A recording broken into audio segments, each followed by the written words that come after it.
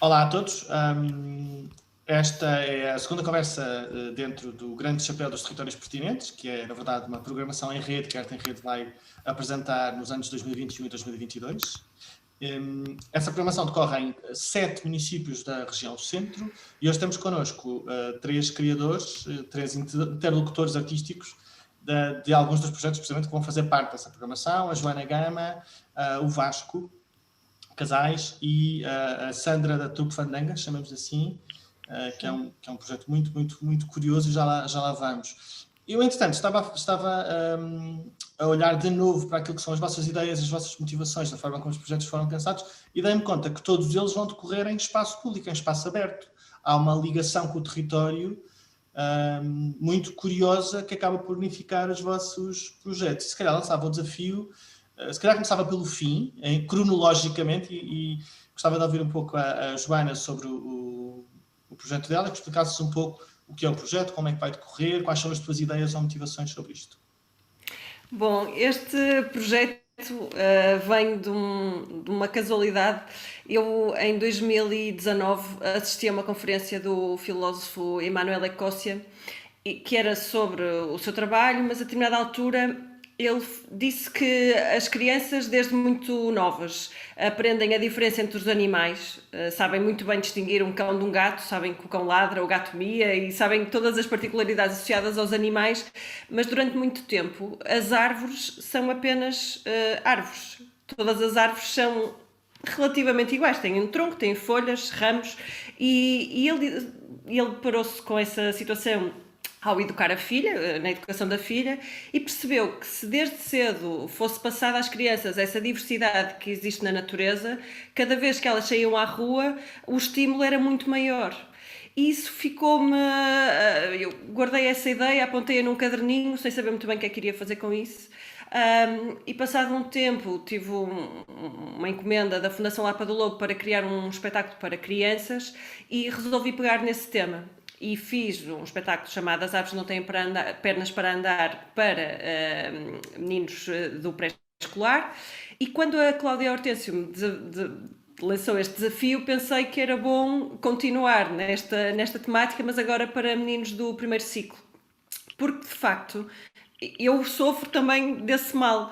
Ou seja, eu gostava de saber muito mais sobre árvores e tem sido uma forma também de mergulhar nesse mundo e, portanto, a minha ideia é continuar esse trabalho. Com esta distância ainda não sei exatamente em que ponto específico é que vou pegar para falar sobre as árvores, porque há imensas possibilidades, mas as árvores estão à escuta, tem a ver com esta ideia que as árvores também pensam, entre aspas, à sua maneira, que também têm relações entre árvores. Ou seja, há uns tempos estava a ver um vídeo que falava sobre a capacidade das árvores partilharem nutrientes entre elas e escolherem com que árvores querem partilhar mais. Portanto, elas próprias reconhecem a sua família. Ou então as relações simbióticas entre as árvores e os fungos, em que os fungos ajudam as árvores ajudam os fungos. E isto feito através da música, naturalmente, e no meu caso, através de um piano de brincar, o toy piano,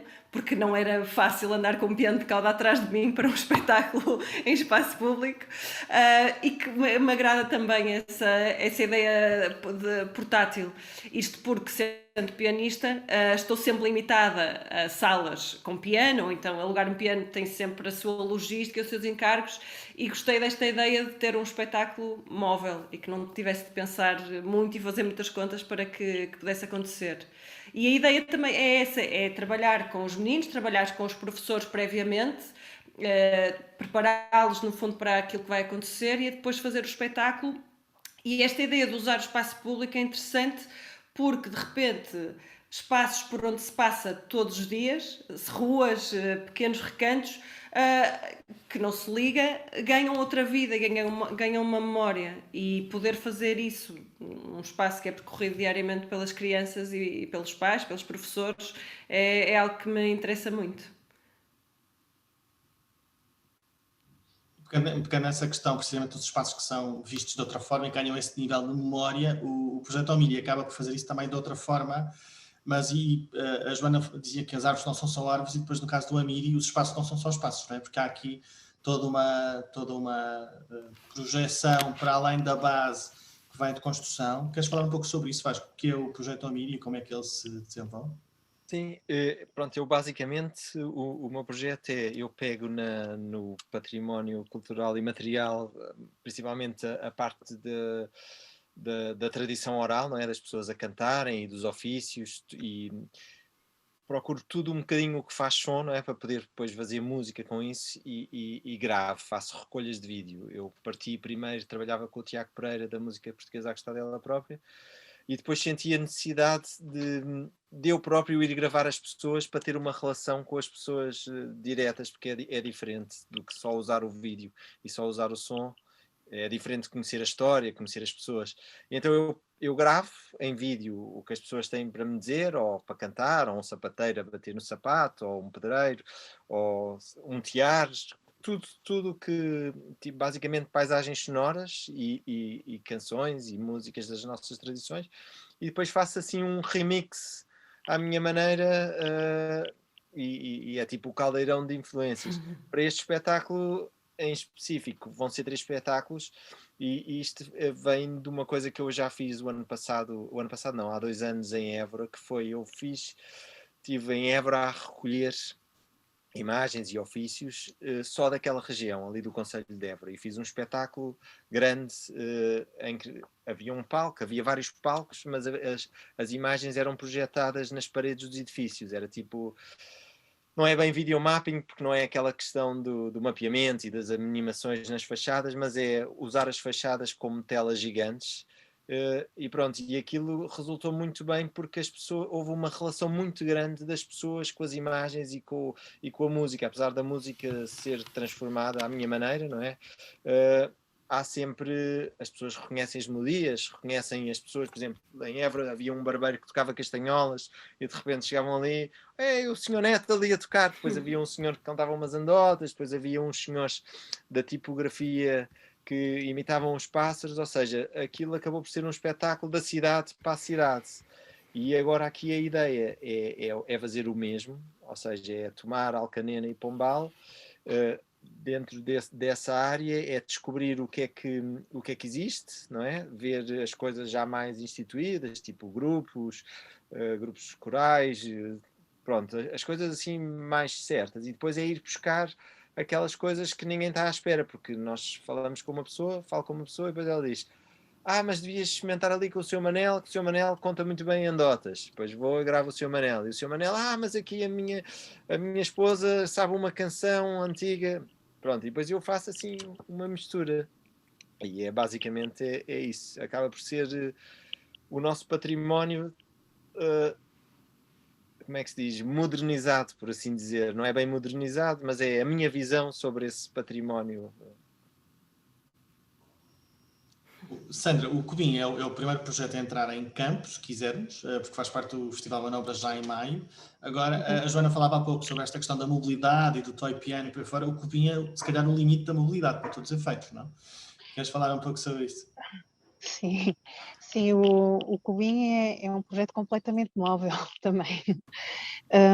Isto porque, pronto, eu comecei o percurso das marionetas essencialmente como construtora, não é? Pronto, sempre foi um bocadinho a minha praia. E de há uns tempos para cá, pronto, surgiu esta necessidade de sair um bocadinho da oficina, construir as coisas na oficina e pegar no que se faz e começar a construir pequenos espetáculos de marionetas. E uma das coisas que sempre me agradou muito é trabalhar um bocadinho fora do espaço convencional. Prontos, e os projetos anteriores da Trupe Fandanga tentam ir todos por esse caminho.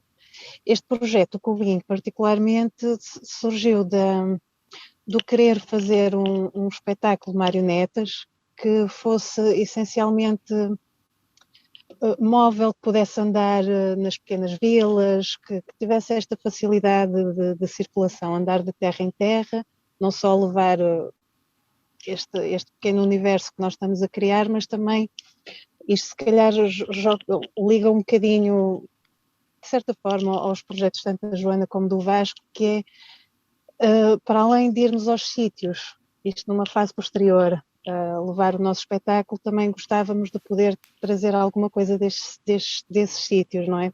Tanto que o Cubim baseia-se muito nos objetos, não é? Construímos marionetas e todo o cenário a partir de objetos encontrados e recolhidos, uma coleção enorme que tanto eu como a Catarina, que é a minha colega no projeto, vamos juntando. E o mote para construir as marionetas vem muito do procurar também esta memória que os objetos velhos, usados, nos trazem e pronto, e sugestões que eles trazem. E tanto que todo o espetáculo é construído primeiro pela sugestão dos objetos, o texto só vem depois, a música também está a ser construída ao mesmo tempo e, curiosamente, o Carlos Adolfo, que é a pessoa que está a fazer a música deste espetáculo, também usa muito instrumentos brinquedo. Também tem muito esse universo na cabeça dele e na música que normalmente faz. E sim, ou seja, é um espetáculo que existe dentro de uma carrinha, nós chegamos aos sítios, montamos a plateiazinha, agora com mais distanciamento, não é? Por causa das condições que temos neste momento, mas inicialmente a ideia era ser uma coisa mais pequenina, toda a gente junta porque as marionetas nem todas têm uma dimensão muito grande. E sim, a carrinha pousa, abrimos a porta e o espetáculo acontece. Pronto. Sim, nesse sentido é completamente móvel. Sim.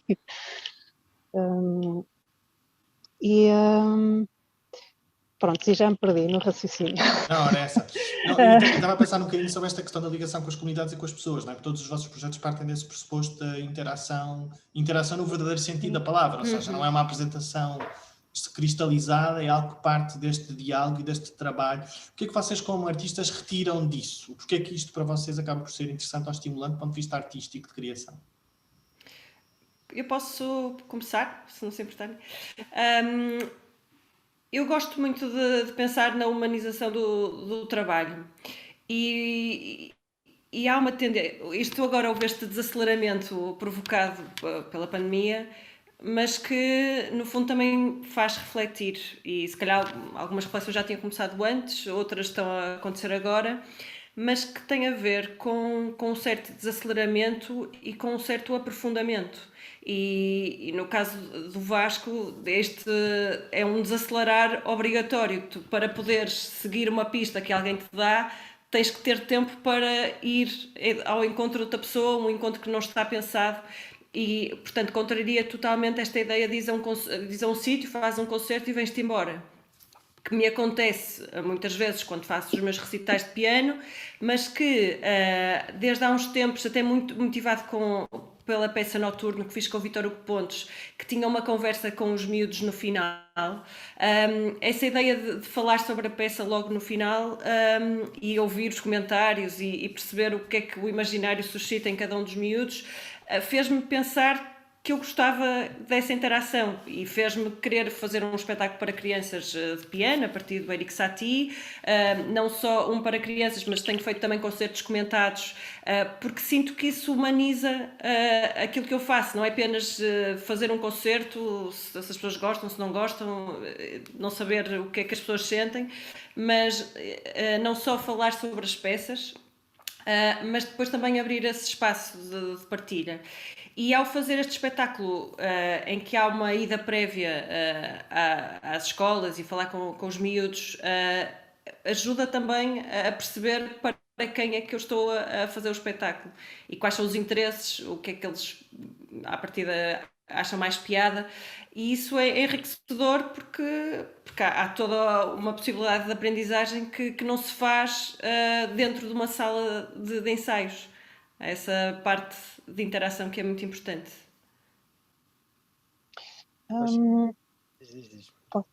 Eu concordo plenamente, porque pronto, eu na minha experiência, o espetáculo anterior da Truque Pandanga que fiz é uma coisa que eu faço sozinha e é um micro espetáculo que só tem 7 minutos e é uma marioneta muito pequenina, 7 centímetros só, e que só faço esse espetáculo para 2 pessoas.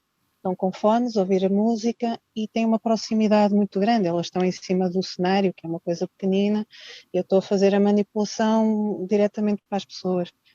isso cria uma coisa que é muito interessante, que é um contacto quase direto com o público, ou seja, não há forma de eu, como manipulador ou como marionetista, fugir às pessoas, nem das pessoas fugirem a mim. E é uma coisa que se sente muito, que é o desconforto das pessoas, às vezes, por não estarem habituados a este tipo de contacto com uma performance, de estarem tão próximas. Então, sente-se mesmo a diferença do à vontade das pessoas, quando as pessoas estão à vontade ou quando não estão. Quando não estão à vontade, sente-se ali uma barreira enorme e estamos a 60, 70 centímetros de distância uns dos outros, porque se vê que as pessoas não estão habituadas a ter este contacto, estão habituadas a uma distância, e mesmo que eu não falo, eles só estão com a música, estão completamente dentro da ceninha, eu estou mais acima, não é? Mas quando se sente que as pessoas entraram dentro da peça, mesmo que sejam só 7 minutos, e que estão envolvidas, cria-se não sei explicar, cria-se ali um momento mesmo especial. E eu acho que isso é uma coisa que, por exemplo, em termos de uma representação de palco com mais distância, não se consegue essa ligação com o público. Eu acho existe ali uma troca, mesmo que seja em silêncio, mesmo que depois, claro, que a ação acaba, as pessoas comentam ou dizem só adeus e vão-se embora, mas pronto, há ali uma troca que de outra forma não existe tanto, não é? E nesse sentido, no Cubim também tentamos essa aproximação com o público, no sentido em que, em algumas, há sempre a hipótese de, no final do espetáculo, nós fazemos uma pequena oficina de construção de marionetas a partir de objetos. E isto não é só para fazermos uma oficina de construção, mas é para ter um real contacto com as pessoas e também perceber o que é que as pessoas, assim, de uma forma muito rápida, conseguem tirar a partir dos objetos e depois também talvez introduzir algumas dessas construções no próprio espetáculo em versões posteriores. Ou seja, também um espetáculo também vai crescendo através das colaborações das pessoas. E assim também temos um contacto com o que é que as pessoas pensam, o que é que elas acharam, o que é que perceberam ou não perceberam daquilo que nós tentamos passar.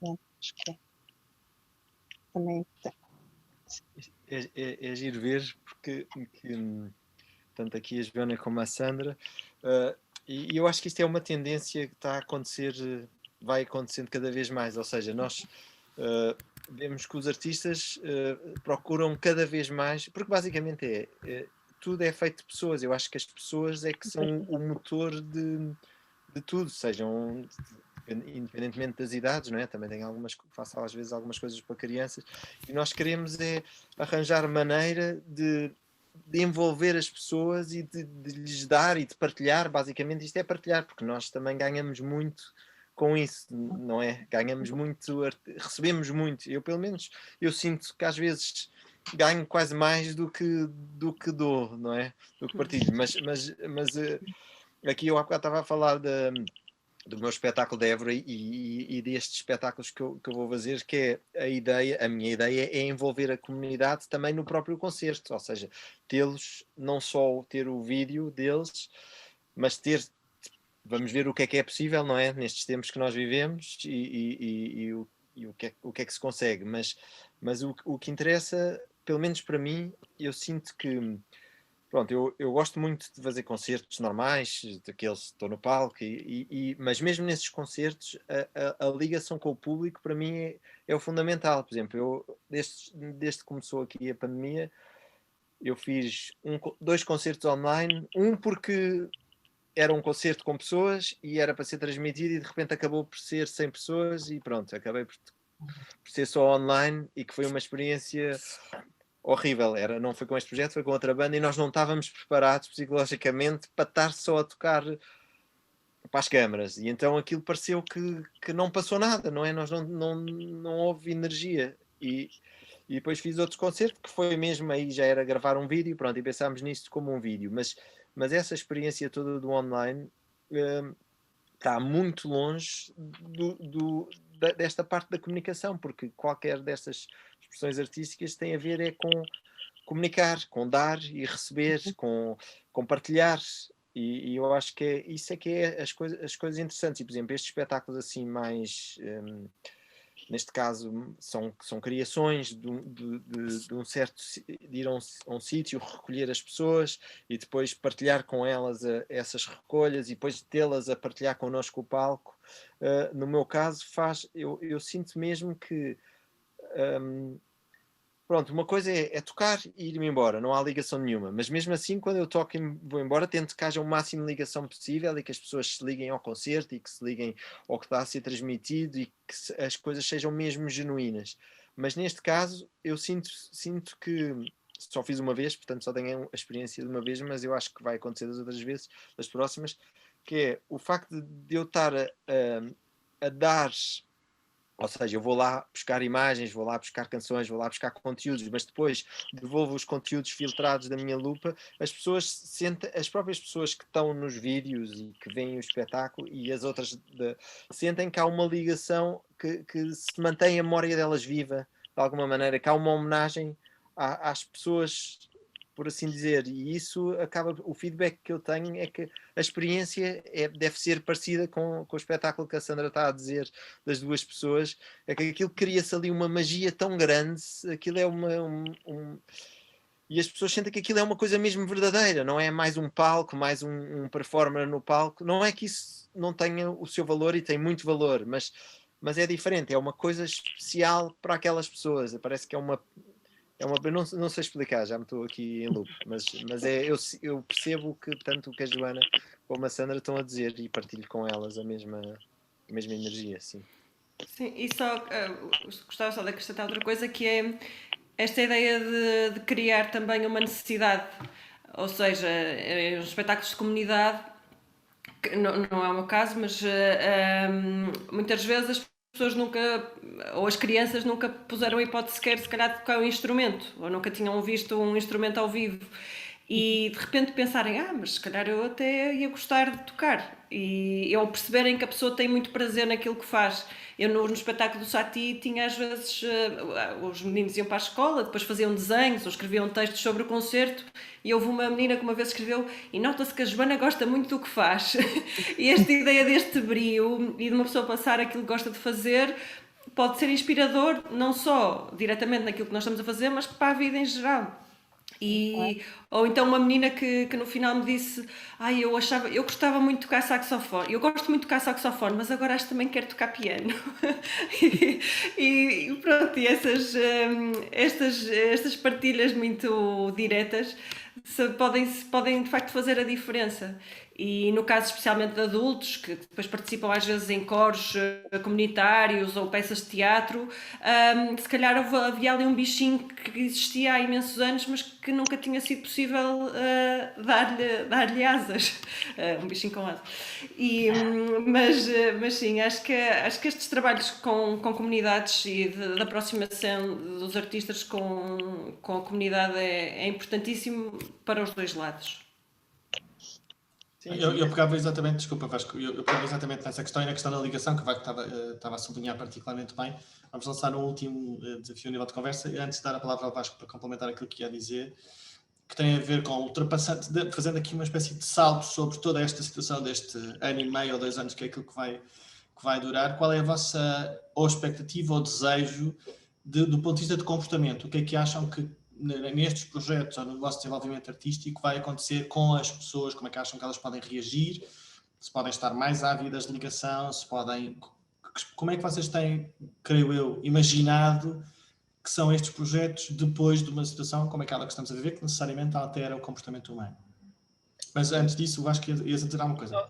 Não, eu ia só pegar ali um bocadinho no que a Joana diz e é porque realmente isto nós às vezes é que esta parte da arte e vive-se muito um bocado nesta coisa da cultura, que as pessoas estão agora fechadas em casa e pensam, ok, a cultura, mas os artistas estão a reivindicar coisas, mas eles vão trabalhar, coisas assim do género, não é? Aqueles comentários.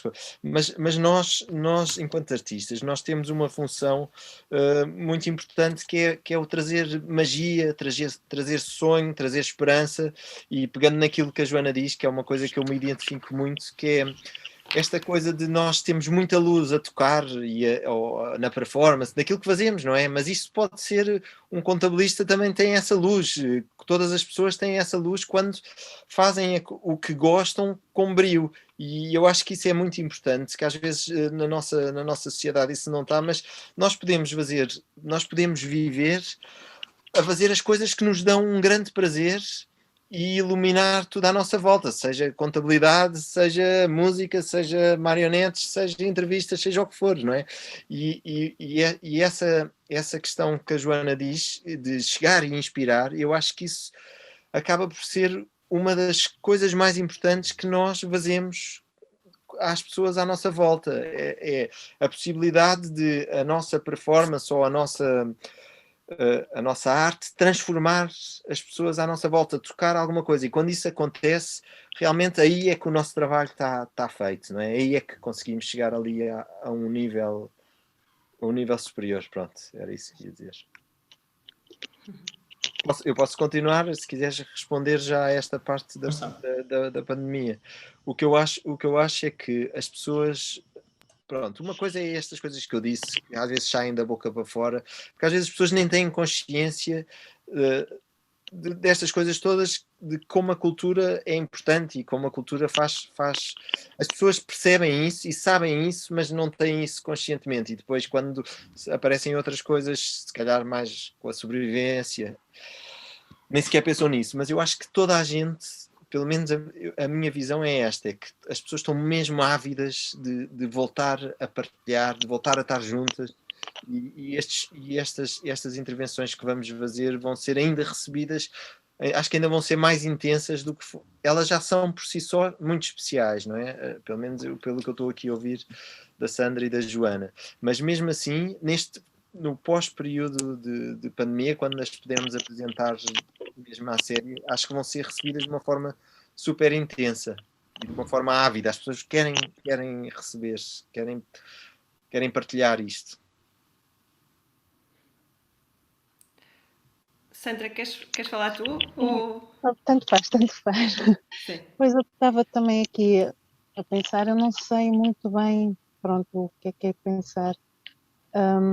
Eu sei que no ano passado, sim, em setembro e outubro, quando fiz o ANIR, o tal espetáculo pequenino, havia esta questão de eu não sei como é que eu vou fazer isto, porque agora estamos no pós-pandemia, isto é uma proximidade enorme.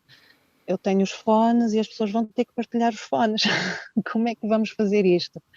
E então houve ali um trabalho enorme, que era... Trabalho enorme, não é trabalho enorme nenhum, mas houve o cuidado de tudo que no cenário que as pessoas tocavam, depois espreitam para dentro de uma caixinha e põem os fones e sentam-se nas cadeiras, ou seja, tudo que as pessoas tocavam era desinfetado, estávamos ali a desinfetar tudo, e pronto, havia ali partes feitas em papel com cola e eu vamos lá ver se isto aguenta o álcool, mas pronto, deita o álcool para cima. Pronto, houve todo esse cuidado, as máscaras, tudo. E o que eu senti é que quem ia não tinha medo. Mesmo, ok, está desinfetado, eu também tenho o meu gel, temos todos máscaras, eu estava com máscara, as pessoas todas com todos os cuidados e pronto, era na rua também, festivais e pronto, eu não, nesse período não senti medo das pessoas, mas também foi no primeiro, foi pós-primeiro confinamento, não é? Pronto, eu agora no geral sinto que as pessoas andam muito tristes, no geral, muito quase depressivas, pronto, todos estes problemas, as pessoas estão fechadas, não sabem muito bem como é que se gera isto do trabalho, das crianças, tudo, não se pode sair, não se pode fazer isto, pronto, aquilo.